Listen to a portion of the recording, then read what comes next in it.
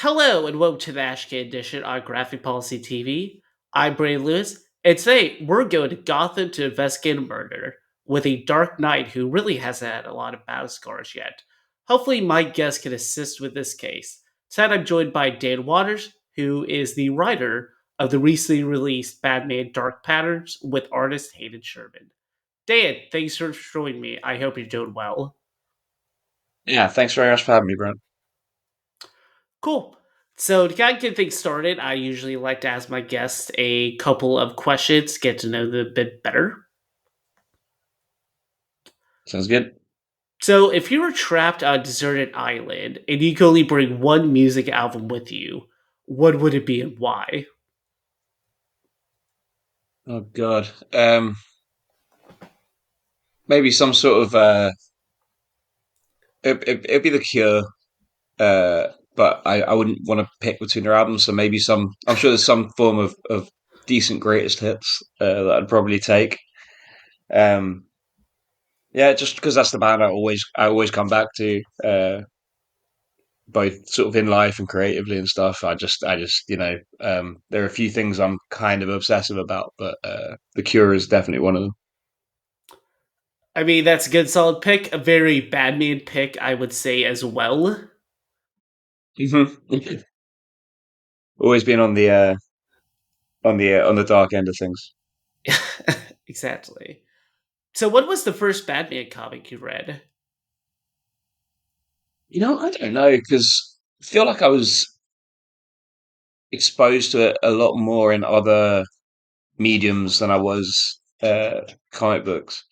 I had in the UK it was easier to get access to Marvel stuff than it was to DC in that they had these sort of uh, Panini did these sort of reprints where Hmm. where you'd get sort of three singles lashed together um, that they'd sell in like grocery stores and news agents and uh, so I read a bunch of Marvel comics as a kid, but Batman was something I definitely knew first through the animated series. Um, and then I'm wondering if even the next thing I might have encountered was the other than the movies was the Nightfall BBC radio adaptation. So a lot of sort of like roundabout ways before I came to the comics. So I'm not sure I could tell you what specifically I saw. Feel like I knew the character so well before I ever picked up an actual comic within it. That is very fascinating. I did not know that they did a radio adaptation of Nightfall. Yeah, it's very good. Like I had it on CD as a kid, and I used to listen to it all the time. And that's definitely where my affinity for Azrael has come from. That's just. I need to look this up. Hopefully, someone uploaded this online. Yeah, I've no idea. I haven't heard it in years, to be fair. Um, but I bet I could sort of recite it line for line. I used to listen to it a lot. So, what made you want to pursue a career in comics? Yeah. Originally, I thought about film, and I started studying towards that, and then sort of didn't get on with the course very much, and switched over to literature and enjoyed that a lot more. And just at the time when I was sort of university age, I was reading um, just avidly. I was reading everything I could get my hands on, and including comic books. And that's when I first started picking up monthly comics. And I just sort of gravitated towards it as an interesting thing to do and something that felt like there was untrod space, and something that it felt like you could do quicker. I didn't have a lot of patience, so I liked the idea of making something that was a finished thing on the shelf, with a small team, three or four people contributing. So yeah, I started. I always wrote. I was very into that as like a kid and stuff. But when I was at university, I started trying to figure out what a comic script looked like, and uh, and sort of pursuing that as an actual thing that I might be able to do. That is really cool. So, what's an underrated comic they feel that more people need to know about? Underrated. What's that's on the spot? Uh, I'm trying to think what I've enjoyed. I'll keep singing the praises of Lovesick, Luana Vecchio's sort of image book, which now has Doll Parts. I think launches this week. The sequel, which I'm really looking forward to. And that's it's not underrated in that I think it's a it's been a very successful book, but that's the book I've read in the last few years that I feel has really like lit a fire under me and has felt sort of dangerous and cool and it's doing something very sort of I don't know, I'd say outrageous, but just very unabashed, very like unafraid. And yeah, I really like that book, so everyone should check it out It's a as very long as you're tough. not of a nervous disposition. It's definitely for a specific audience. It also feels like a very topical book as well too. Yeah, it's about sex and death and bloodshed and Internet manipulation. culture. Yeah, it's stuff that's all very very relevant to now. So, Batman Dark Patterns, which I'm very excited about because I'm a huge fan of your work and what you've done within Oh, thank you. Gotham City. Like Arkham City, The Order of the World is one of my all-time Well, favorite thank you. series. Loved Azrael, also loved all the backups in Detective Comics. So I'm kind of curious about what does Batman as a figure mean to you? I mean, to me, it's sort of the best of both worlds in the superhero and being, having been a sort of big old goth since I was old enough to know what that is. It's just a place I immediately gravitate, and I always really have, in terms of liking any superheroes. I used to read once I did start picking up Batman comics. I used to read everything I could get my hands on, everything that was sort of Gotham related. I like how much Gotham is a textured place. It has 85 years odd of history at this point in terms of people have been writing it and writing it and writing it for decades, close to a century. And I think that all of that stuff is stuff that I really like. Um, I really like the sort of Peter Ackroyd and Ian Sinclair, like psychogeography kind of aspect of it. And I think, yeah, all of that stuff I think was in Arkham City, and I think will be explored even more in Dark Patterns. So, talk a little bit about the origin of the project. What was kind of your pitch to DC about doing it? Yeah, kind of. It came about slightly the other direction in that uh, my editor, Ariana Totoro, she she basically texted me just the day that the Matt Reeves Batman film came out, and she's just like, "Have you seen it yet?" And I was like, "No, I'm going tonight." And she's like, "Just let me know when you've seen it." And I was all right. So like, a few hours later, she texted me again. She's like, "What do you think?" And I was like, "Yeah, that's exactly the kind of thing I want out of a Batman film or a Batman story." And she's like, "Yeah, I know. I've already spoken to sort of senior management, and they say we can do a book like this."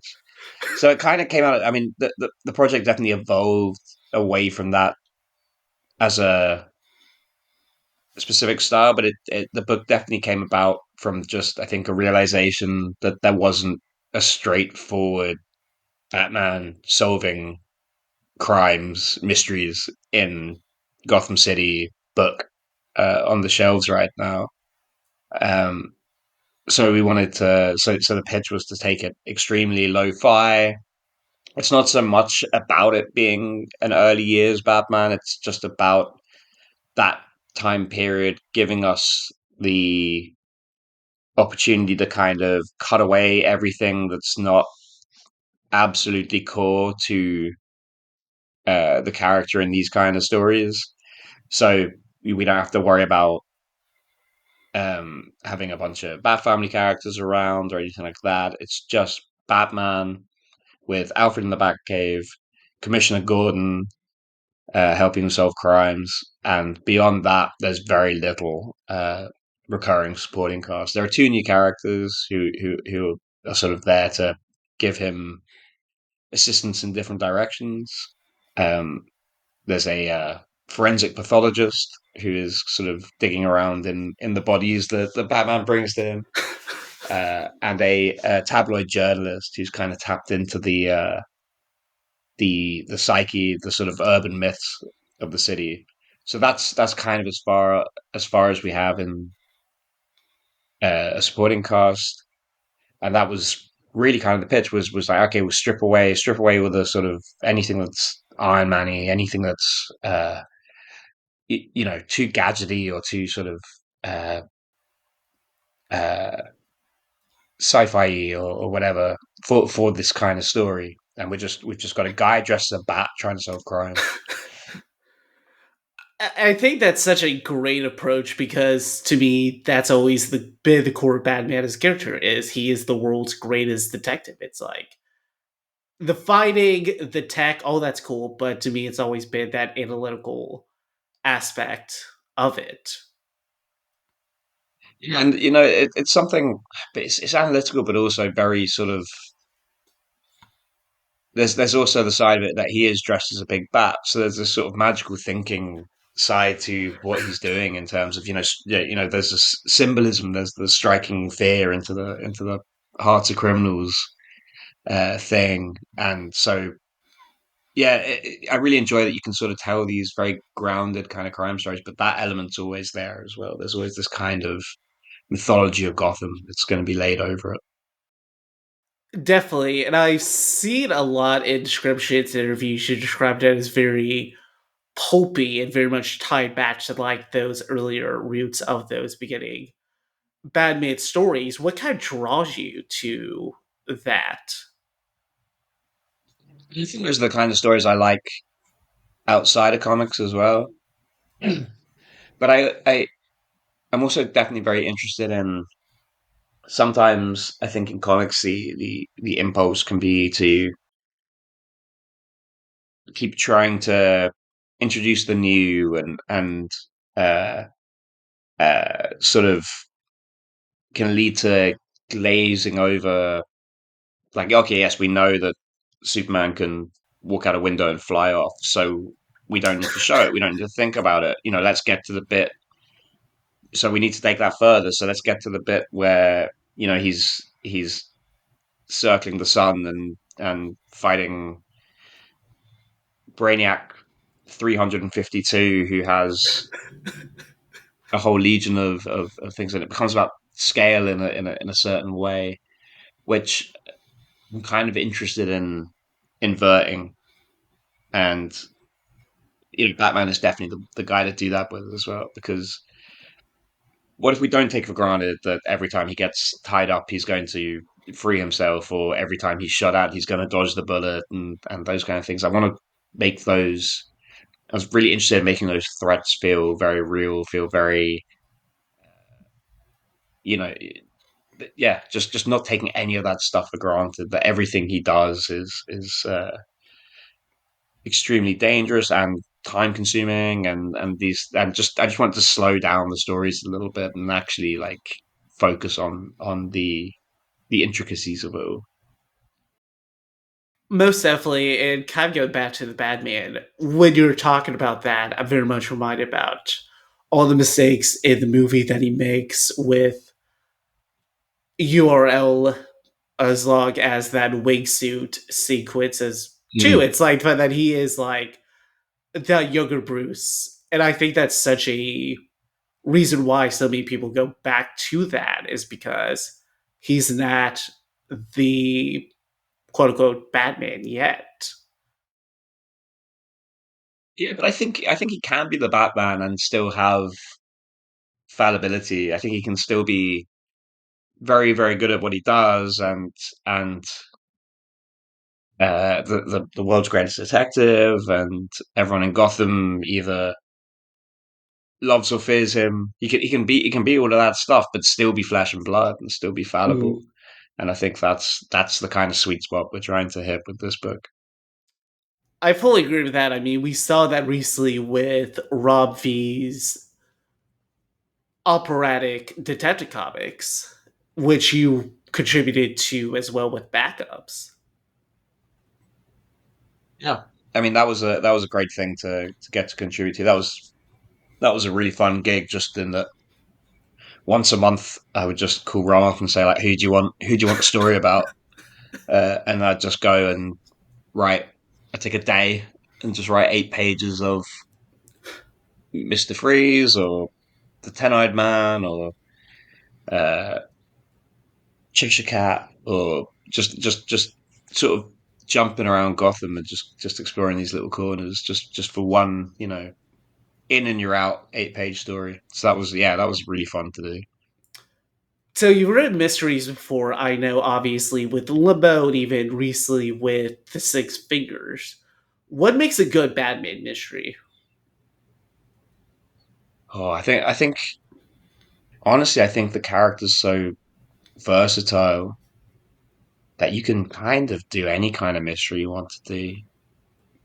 I know what I like, but that I don't think that makes it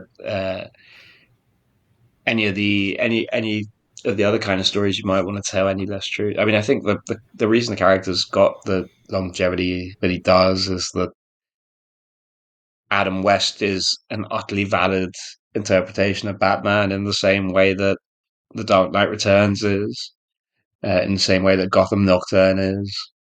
Um, so yeah, I like a sort of a bit of a grisly murder mystery. Those are the kind of things I tend to gravitate to. I've been sort of saying, this is definitely a Batman book that has a bit more maybe of like Hannibal or MPD Psycho, like those kind of things in the DNA of it. But that's just what I like.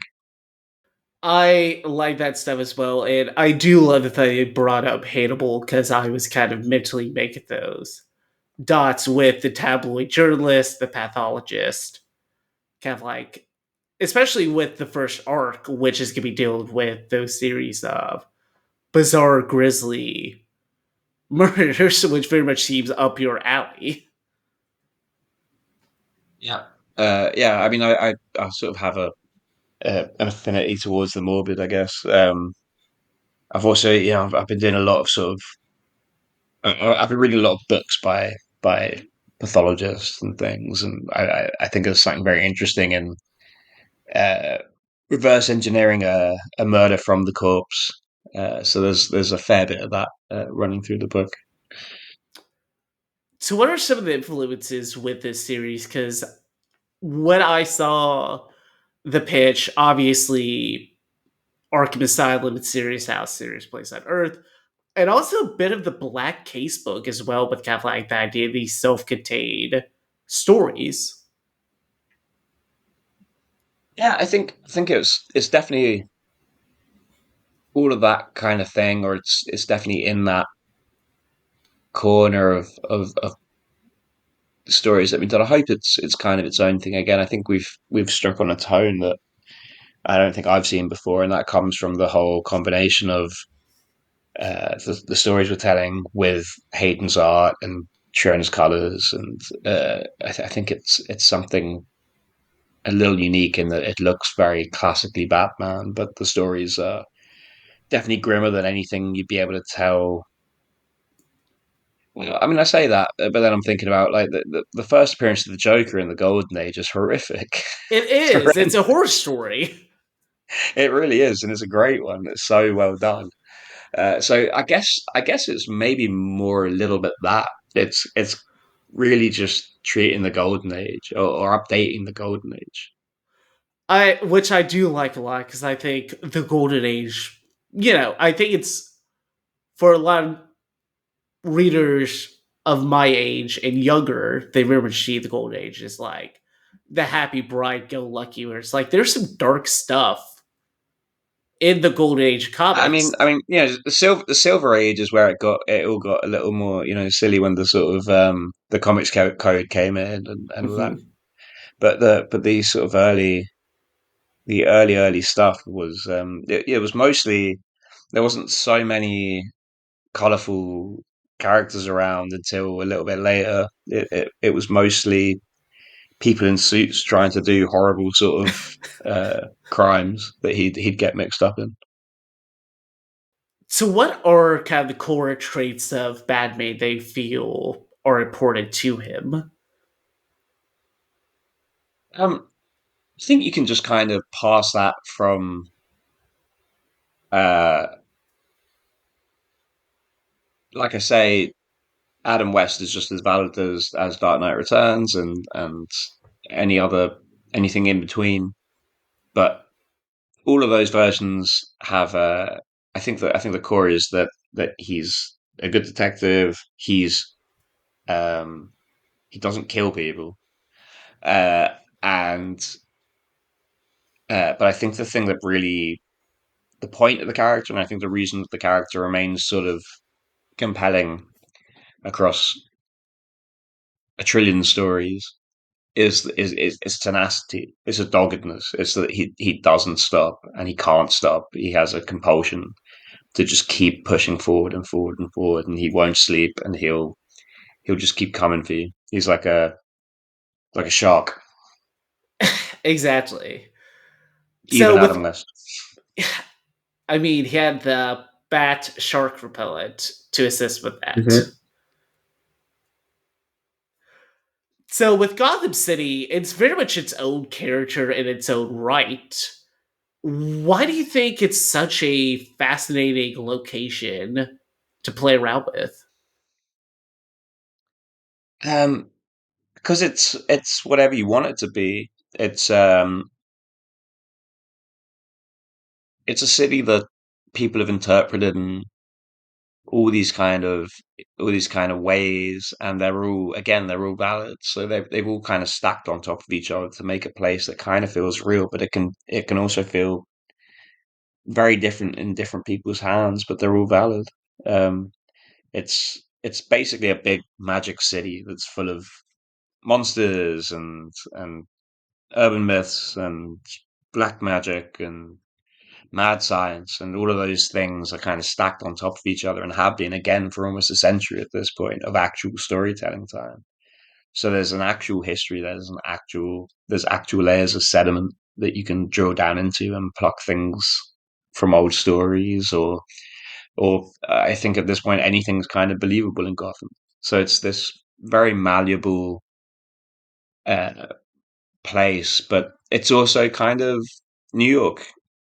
So there's that whole side to it as well, and that's a fascinating place to begin with. So there's a million things you can do with the place. I could tell stories there forever and not run out of things to say. I think. Most definitely. And I think there's also just the quality of it being a city, because essentially layers and layers of history being built upon each other as kind of the further you go, the higher it becomes, while you still have these spots of the old history peeking out and all that too. Yeah, at this point, you've also always got the sort of interesting question of why does anyone still live there? Why does anyone stick around when uh, all of these serial killers keep breaking out of the asylum every Monday through Friday?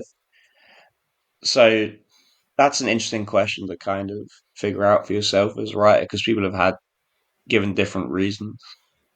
I remember talking to James Tinian about it years ago when he was writing Batman, and his interpretation was kind of that Gotham was still such a cool, uh, happening place that people were basically willing to risk it. And thinking Dark Patterns, we've kind of gone the opposite direction. Again, because it being an earlier set book as well. Um, the way I definitely think about Gotham is it's like the worst possible sort of nightmare of New York, in that all of these all of the people that have sort of flowed into Gotham over generations have been coming to the States to try and build a better life for themselves, and instead they've found the Falcones and Maronis trying to go to war in the streets, and the Joker's trying to sort of poison the water supply, and the Riddler's robbing the bank, and you can't get a job. And so I think it's the version that we're telling is definitely this quite desperate city, full of quite desperate people who don't really have any option other than to stay. I would say it's fictional New Jersey, but I don't want any from New Jersey to be offended by that because there's been that whole debate: where's Gotham? Is it New York? Is it New Jersey? Yeah, I mean, I think It's somewhere visually, on the East Coast. definitely, yeah, definitely visually, it's more New York than it is Jersey. But I think if you think too hard about it, to be honest, I think of Bloodhaven more as Jersey. I can see that, especially with I can definitely see that with the casinos and all that. Hmm. Definitely, And it's just across the bridge, so it is. So you're working with Hayden Sherman, who is fantastic mm, artist. So what do phenomenal. they bring to the series? I mean, so much. Uh, I hadn't worked with Hayden or actually met Hayden before we started working on this book, and the original plan with Dark Patterns was to have, because the book's four stories told in three issue installments. Uh, our original thought was, well, everyone's busy, everyone's doing stuff. We don't know who we can rope in for 12 issues. So maybe we'll ask for really good artists to draw an arc each, and that way we can maybe uh, nail down some people who would be too busy, have too much on their plate already to commit to a 12 issue arc. But the first of those people that we approached was Hayden, and Hayden's immediate response was just, I'll draw all of it. So we were really blessed there, um, that they came on board. Particularly, I'm so glad that it was Hayden who's done all the designs and all that kind of stuff, and then they stuck around to draw the whole book. Um, I think it would have been easier, or it would have been more obvious for this to have been a far darker looking book. Um, and Hayden really brought that very classic um, style to a way that hadn't necessarily occurred to me. So having the yellow oval around the bad symbol in his I, chest, and kind of more blue in the cowl, and all of these kind of things that, yeah, again, the obvious interpretation would probably have been to go more towards the Batman kind of route, and have everything dark and everything in shadow all the time. But Hayden kind of pushed it towards this very, very classic style, and we kind of have this retro modern style to everyone's dress, and similar to the sort of Bruce Timm stuff, which I love it, and it was absolutely the right call for the book. It stops it from being too sort of morbid. Um, so yeah, I can't say enough good things about Hayden. Every page they send in is a joy. I don't know how they're drawing this book alongside Absolute Wonder Woman at the same time.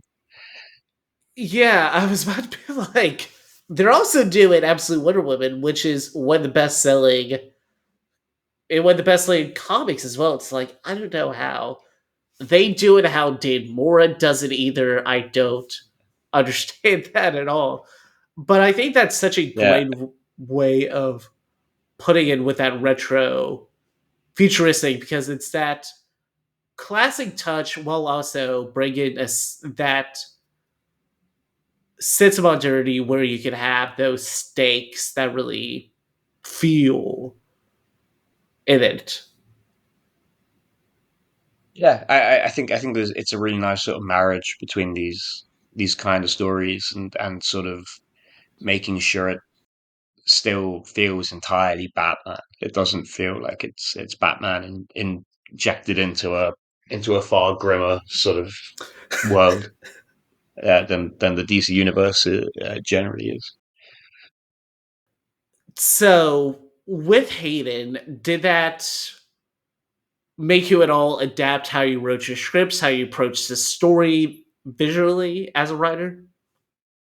Yeah, I think that's always kind of a hope though as well as a writer is that um, when you haven't worked with an artist before, you have to sort of figure out each other a bit at the beginning, uh, sort of adapt to each other's style a little bit and to try and make the best comic together that you can. So it's like you have to learn each other's language a bit, and what each other enjoy and all this kind of stuff, and where the script should have more detail and less detail and all these kind of things, which massively varies from artist to artist. Uh, so yeah, I think at this point the scripts aren't as long as they were at the beginning because I know exactly what Hayden. I know I can give him certain briefs and just sort of put it at the top of the page and they'll just deliver something phenomenal at the other end. So, with it being four different stories, will the art change for each story, or is it going to be visually all similar? Yeah, I think there are sort of palette changes that'll happen to sort of distinguish each arc. I think you can really see that on the covers now that the second arc is being solicited. Uh, but the original plan again was even when Hayden came on board, our original thought was each arc will look very different because it will be different artists. So maybe we'll lean into that and get very different styles. Uh, and when Hayden came back and said, "I'll draw it all," they also said, "I'll draw it all in four different styles if you want me to," because they are a maniac like that and can do that. They're so incredibly versatile. Uh, but once we started getting the art in for the concept art and then issue one, I think we all quickly realized that no, we've struck on an aesthetic, we've struck on a book that looks really good. So we didn't want to mess with that once it was kind of locked in. Most definitely. When I saw the initial preview pages, even more of the recent stuff that's come out, I'm just like, this is so visually gorgeous and interesting. I don't see any other comic on the shelf that looks like that. And I love that about it. Yeah. I'm deeply proud of this book. It's been a really really cool thing to get to go away and make. It definitely feels like one of those books that only could have been made by this team. So, what's a favorite thing that Hayden has drawn so far? There are some really spoilery things That's that come fine. to mind. Uh, I think I like the first murder victim we see in the book. Just looks horrible in the best way. That's always good. That's always great to draw murder victims horribly, as horrible as possible. Great looking horrible. That's how I'm gonna say that. I was like, I don't want to fit it. I say it looks horrible, but also too you In the right have way. Yeah. exactly. But also too you have Trina Farrell and then Frank Stankovic doing the colors and letters, and all that's just popping so well. Yeah. Yeah. Yeah. Triona, because Hayden and I did, um, we did two of the backups on The Detective Dodger Comics Hurt together. stories. Yeah, we did one chapter of the Doctor Hurt story, and we did a Ten-Eyed Man story. And those were the first times we'd worked together, and we brought Triona on to color those. And Triona and I had worked together on a book for Vault years ago, but hadn't actually worked together since. but once I saw what she did with the first one of those stories, the Ten Eyed Man one, uh, yeah, we quickly knew she'd be the right pick for Dark Patterns, and she's absolutely nailed it. Again, like pushed it in directions that I hadn't assumed were going to be the ways that she was going to color it.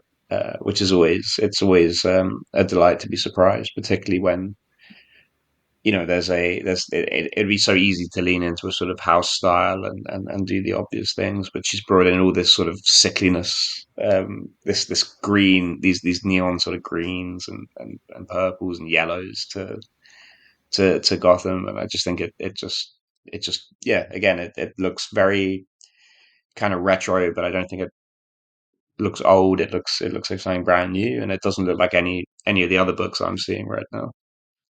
Agree with that. I think the idea of the greens, the neons, and all that really makes Gotham feel like an actual living, ungodly place, more or less. Like, why would anyone want to live here? Because, I mean, it would have been really easy to have Gotham just be blacks, dark blues, shadows, and really have, like, just that.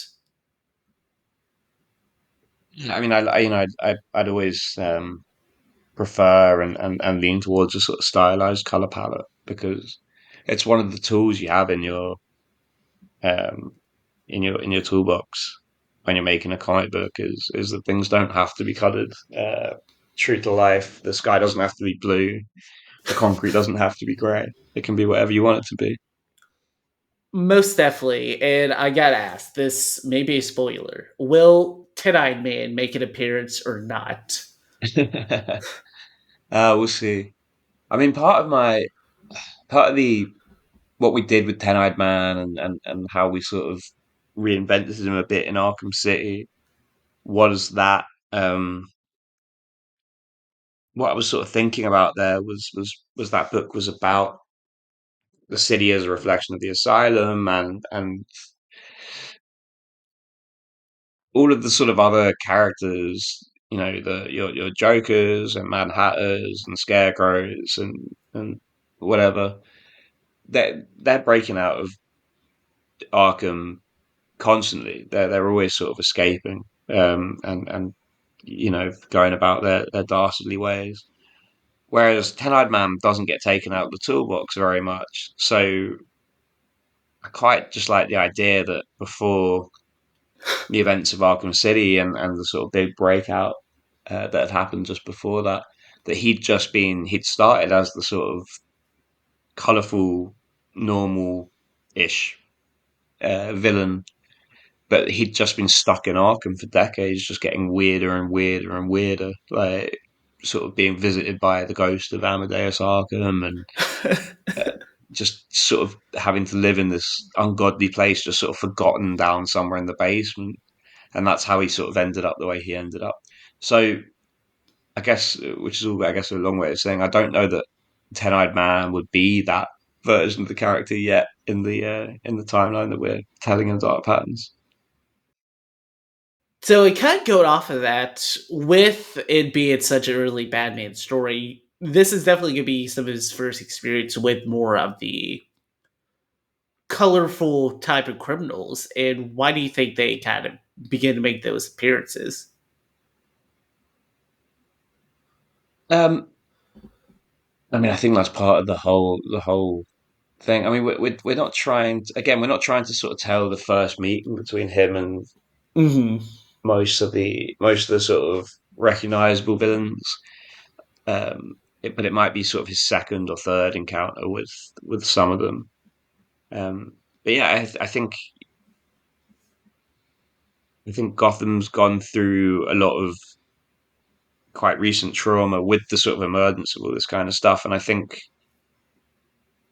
there's a lot in the book of about how people react to that.